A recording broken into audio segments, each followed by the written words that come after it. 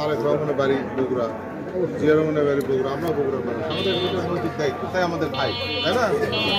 আর 17 বছর তারা কিন্তু অনেক নির্যাতন সহ্য করছে। তারা যদি এই দেশকে ভালো না বাঁচতে, মানুষকে ভালো, তারা কিন্তু চলে যেত বিদেশ চলে, তারা যায়নি। মার খাইছে, জেল খাটছে, নির্যাতন করছে। খালেদা জিয়া কি বলছে, আমি এই দেশ ছেড়ে যাবো, সে যায়নি। পাশাপাশি অন্য নেতৃত্ব পালে চলে গেছে।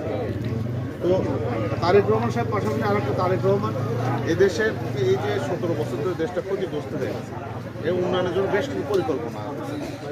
যেমন একদম যারা তৃণমূলের মানুষ, তারা যেন প্রথমেই একটা সেবা পায়।